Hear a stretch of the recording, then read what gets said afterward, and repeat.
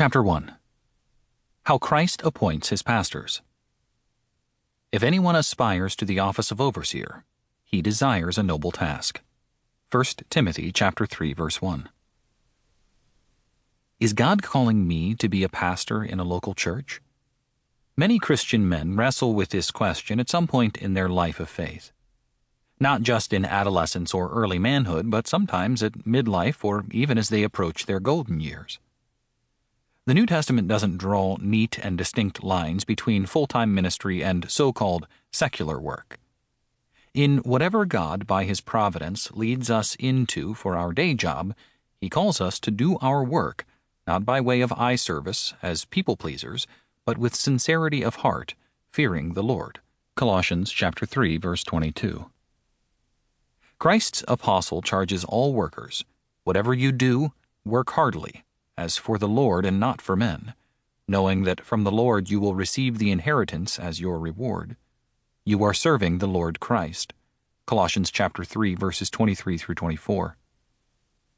Some pastors, unfortunately, may be too quick to overlook the application of these texts to our labors in the church, not just the world. Discerning His Call.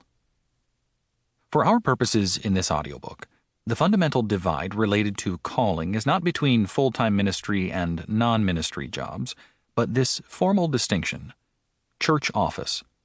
This audiobook focuses on the lead or teaching office of the church. Perhaps the better question to ask then, or at least where we have some specific texts to give us more clarity, is this: am I called to the office of elder? Elders in the New Testament are to be spiritually mature men. Not any Christian and not any man, but mature men.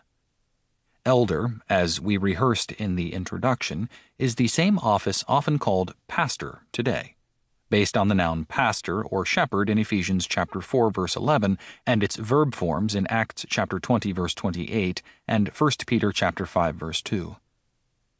The same office is also called overseer in 4 places: Acts chapter 20, verse 28, Philippians chapter 1, verse 1, 1 Timothy chapter 3, verses 1 through 2, and Titus chapter 1, verse 7.